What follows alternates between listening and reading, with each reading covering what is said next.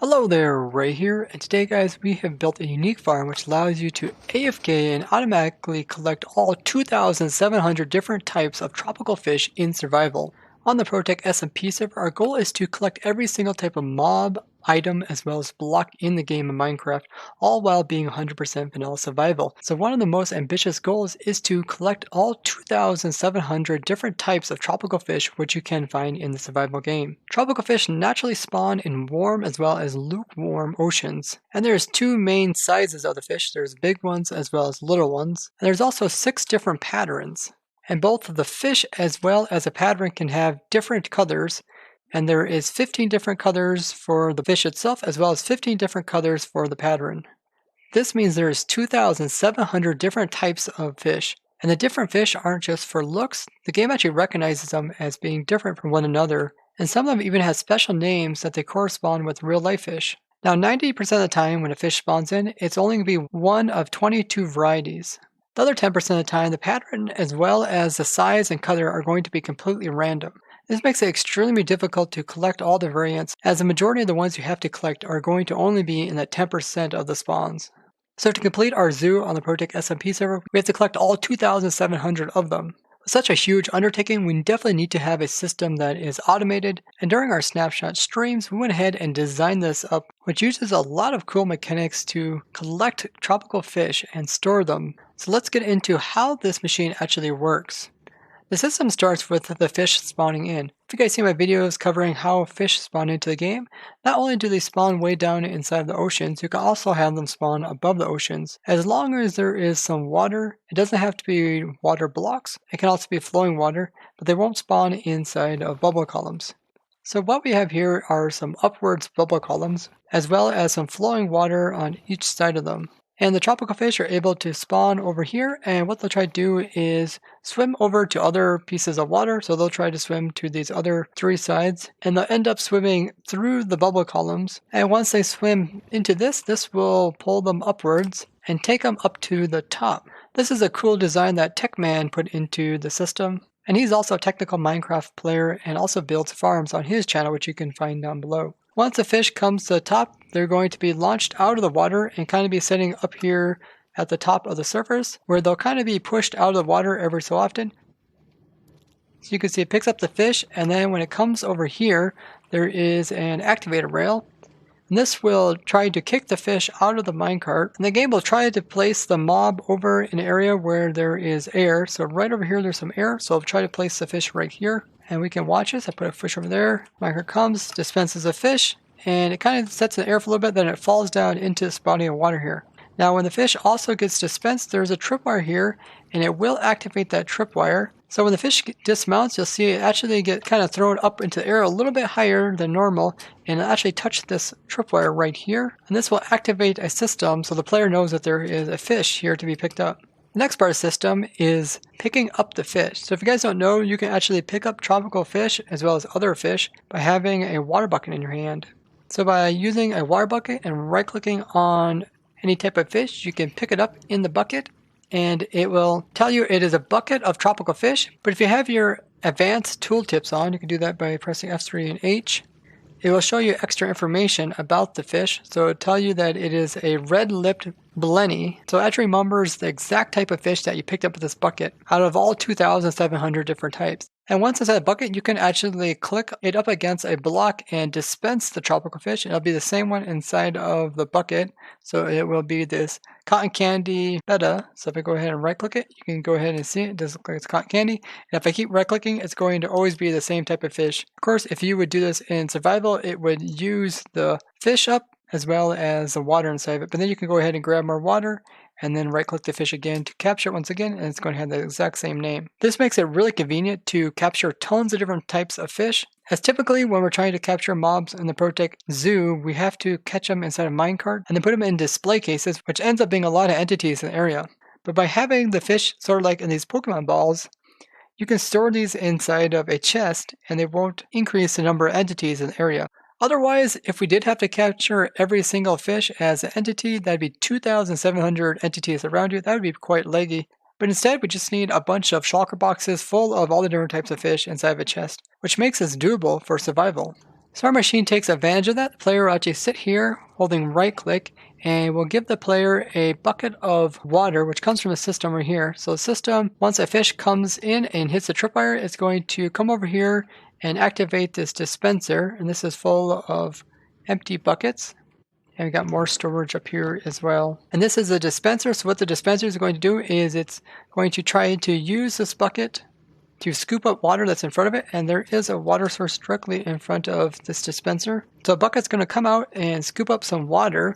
The problem is it won't be able to put the bucket back inside of the dispenser like it normally would, since it's already full of buckets, and water buckets don't stack with normal buckets. So there's no room for it. So instead what's going to happen is it's just going to be placed in front as items. So I can go ahead and show you guys this. Notice when I power this, it scoops up the water, but it also drops out the water bucket all in one go. So now the player just got access to a new bucket of water, which he can use on the fish that is currently sitting in the holding bay. So the player sitting in this minecart, you'll be aiming in this direction, and you will pick up the fish. And after you pick up the fish, right behind where the player cursor is, there's actually an item frame, which the player will right-click the fish in automatically. And then there is a system to remove the item frame as well as a bucket of fish, getting it ready for the next fish. So you can have your player AFK while also holding down buttons. You can do this in multiple different ways, including placing weights on your mouse so that you're right-clicking. That is the only thing you're really going to be using with this farm here is the right-clicking action. You can also go into your controls and switch your right-click with a key on the keyboard, and then put a weight on that key, and that'll allow you to right-click. It'll also give you faster input, which isn't necessary for this farm. You also can hold right-click and do F3 plus T, and then release your right-click button.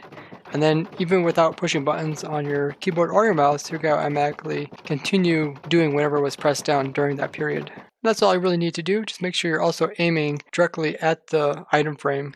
The player's kind of standing here and he's right-clicking the fish, which is kind of centered right here in the water. He picks it up, and then right past it down here is the item frame. So from this view, he clicks straight down into this item frame. Once the fish in the bucket is placed inside the item frame, what we have behind it is a comparator which will be able to read if anything is added into this item frame. So if I go ahead and place the fish in there, you see it will automatically break it off. The item frame gets broken as well as the fish in the bucket. Now currently in this version, the actual hitbox is shown incorrectly. That's just a minor visual problem. Now the way that this comparator works is the comparator currently has no power coming through it since there's nothing currently in the item frame. But as soon as there is one item in it, it'll put a signal of 1 out into this redstone dust here, and we go through a repeater and an observer and bring the power over here to this redstone dust, which goes into this piston. Piston will power this trapdoor, which will move over, break off the item frame, and then pull back into its starting position once again. So the item frame will get broken off along with the tropical fish. They both get picked up with this hopper down here.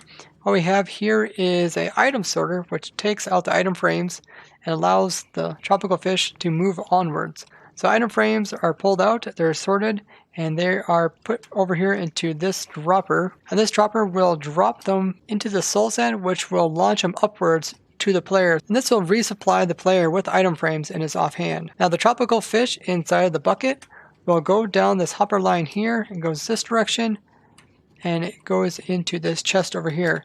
And this chest is where all your tropical fish will end up. Notice all the different names that you got. With the fish, there's quite a few unique names. Now there is 22 unique names for the Java edition, and these are also the 22 most common fish that you'll find while in survival. But you will know when you get one of the rare ones, which only have a 10% chance of spawning, because they'll have ununique names. So notice how these guys have very specific names, where all the rest will have these names where they will give them a name depending on their size as well as their pattern. And then they will give 2 color names. So the first color name will be the main color of the fish, and the second color will be the color of its pattern. But other than that, the actual buckets of the fish all look the same. It's just the NBT tags which allow them to be different. Now notice how we also get buckets of puffer fish in this as well. Because inside of a warm ocean biome, pufferfish can also spawn.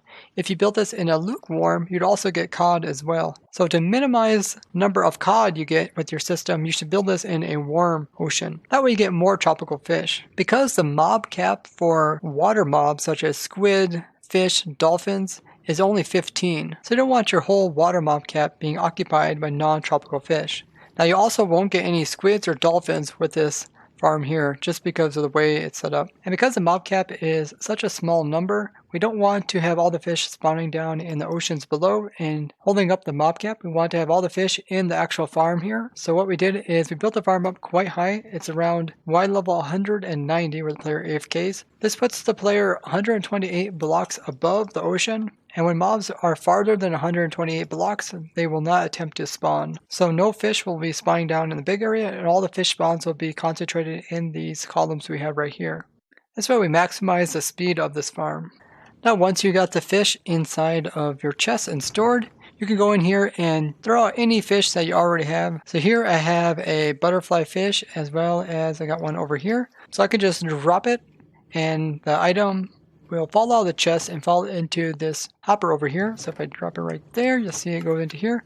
And what this system does is it gets rid of the fish, but also saves the bucket. And the way it does that is there is a dispenser here, which will read that there is an item inside of it, and then it will activate a clock, which will drop the fish out as well as the water. So then you ended up with just an empty bucket. Then down below we have a hopper, which just has room for empty buckets. This way you can sort it out so you just get the empty buckets and you don't get anything else. Now if you want to, you can also hook this up to an item sorter and then replace the buckets that go all the way up over here. That way you don't lose any buckets, as you will be doing this quite often trying to get all 2,700 different types of fish. The only buckets that you'll waste are the ones that you choose to save. So you probably also don't want like the puffer fish. You can go ahead and just drop them as well, and you can watch the system how it will dispense the fish over here and just place them on top of this magma block, which will kill them.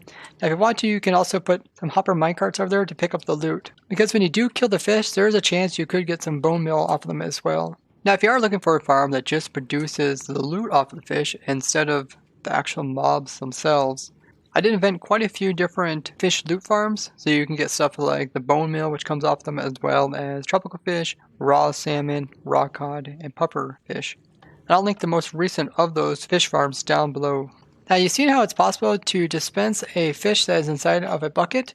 That's what's just a dispenser, and what it'll do is put out the fish as well as the water, and you'll be left with an empty bucket. But unfortunately there's no way to automatically pick up fish. So if you had a dispenser with a water bucket inside of it and you had a fish in front of it, it would not pick it up. This is a pretty common question I do get asked. So here you can see there is a fish in a bucket. We can dispense it. Now there's an empty bucket.